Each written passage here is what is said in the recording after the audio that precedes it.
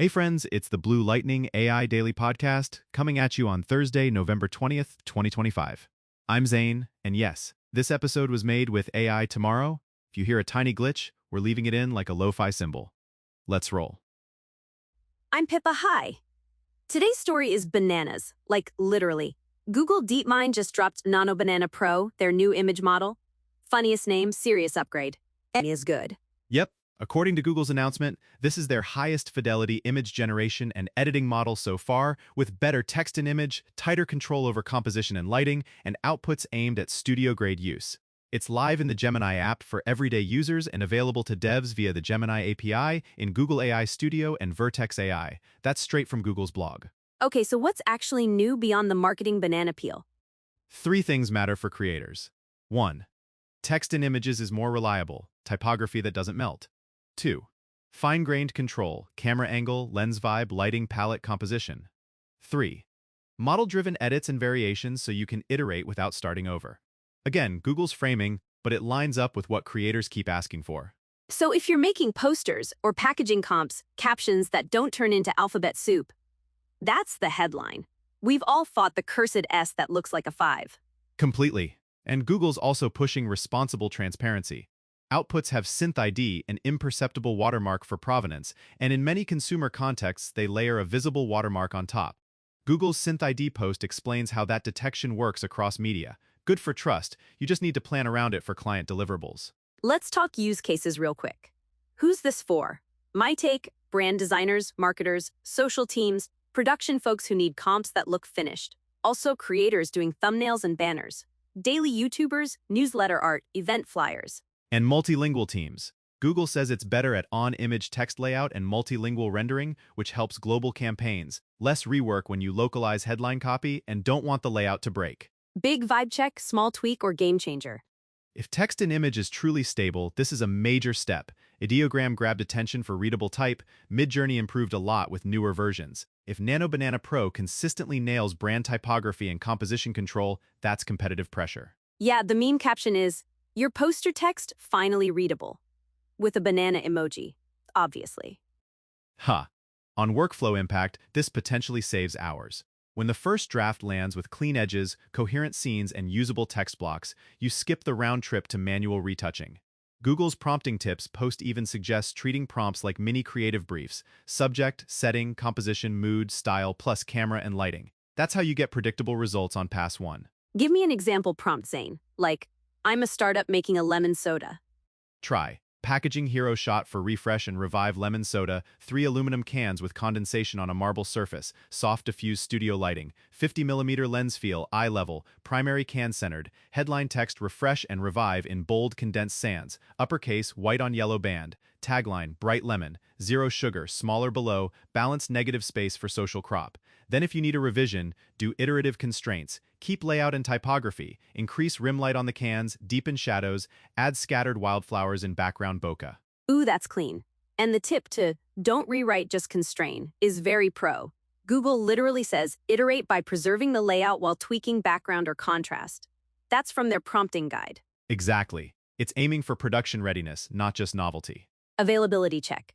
Can I use it right now, or is it a waitlist vibe? It's rolling out in the Gemini app for consumers. For devs and enterprises, it's available via the Gemini API in Google AI Studio and Vertex AI. That's per Google's announcement. Pricing will depend on your usage and model selection on Google's AI pricing pages. We're not quoting numbers today because they vary and change, but if you're already on Vertex AI, you know the drill. If you're a solo creator, low friction. Pop open the Gemini app, concept your poster, export, done. If you're a team, pipe it into your asset pipeline via API. That second one is the big enterprise promise.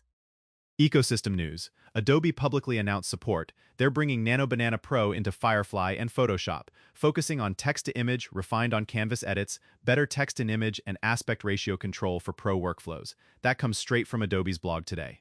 That's huge because it meets designers where they live. If Photoshop's generative fill gets cleaner text and consistent lighting control, I'm like, hello brand guidelines, nice to actually meet you. Also means less tool hopping. You can ideate in Firefly boards, refine in Photoshop, and keep typographic intent intact. If Adobe's the first big partner on board, and they said they are, expect others to follow. Okay, comparisons. How's this stack up? Midjourney is still the vibe king.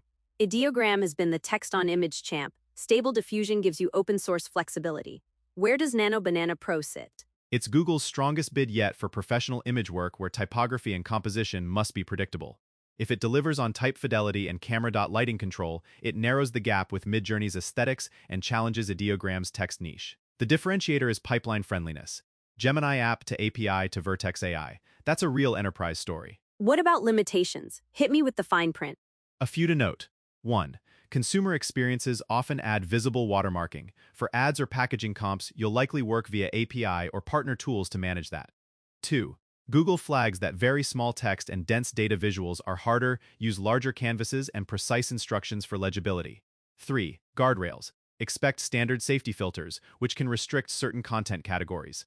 4. Resolution and token caps weren't the headline in Google's post, so test your specific output needs, especially for print. Translation: don't promise the billboard to your client before you've run a print test. And yeah, the visible watermark is great for transparency, but might be a deal breaker for finished deliverables. Plan accordingly. Exactly. For provenance, Google's SynthID remains embedded even after edits, which helps downstream verification. Their SynthID write-up explains the detection side across images, audio, video, and text. Let's map this to creators. TikTokers, thumbnails and end cards with clean headlines. Podcasters, episode art where the title doesn't wobble. Graphic designers, faster packaging comps that already look on brand. Filmmakers, pre-vis boards with locked camera direction, and you can iterate lighting without nuking your layout. Writers, cover designs with legible titles in multiple languages. And speed-wise, for a solo creator, shaving even 20-30 minutes per asset because the type comes out clean is big. Across a week, that's hours back. I love that it's prompt first but brief style. If you're used to storyboards and creative briefs, this fits your brain. If you're a beginner, the prompting tips are actually a crash course in creative direction. Talk lens, lighting, layout, not just make it pretty.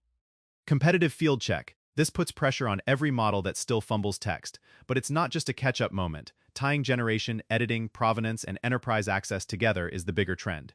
We've seen the same direction in other launches we've covered on the Blue Lightning blog. 1. Better control, faster iteration, more compliance-friendly pipelines. Could this replace another tool? If your current stack is one model for pretty pictures, a second tool for text, and manual Photoshop cleanup, this might consolidate, especially with Adobe in the loop. If you're an open-source power user, you'll still love your custom SD pipeline. But for brand work, predictability wins. Price and value. If you're in the Gemini app, expect consumer-level access. For teams, it's the Gemini API via AI Studio or Vertex AI with usage-based pricing. Check Google's pricing docs before you scale a campaign. Value-wise, it's about fewer revision loops and more consistent brand hits. Quick pop culture sidebar. The name Nano Banana Pro is giving me Minions got a design degree. But the tech is serious. Meme caption number 2. New. Banana. Also new. It can kern. Before we close, 2 practical tips pulled from Google's prompting guide. 1. Specify text content with case, size, and placement, like uppercase headline, left-aligned, top third. 2.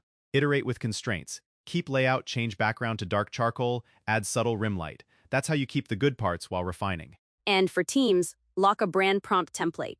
Bake in camera, lighting, color palette, and spacing rules so every teammate gets similar results. That's how you go from experiment to pipeline. Sources for today's episode: Google's official Nano Banana Pro announcement, Google's prompting tips for the model, Google's SynthID post on watermarking and detection, and Adobe's announcement of Nano Banana Pro support in Firefly and Photoshop. If you're testing this today, tag us with your best text and image wins. I want to see packaging comps that slap. And remember, visible watermarks may appear in consumer contexts, so if you're delivering to a client, run it through the appropriate workflow. That's a wrap for the Blue Lightning AI Daily Podcast. Thanks for hanging with us. For more news, breakdowns, and video tutorials on your favorite AI tools, hit bluelightningtv.com.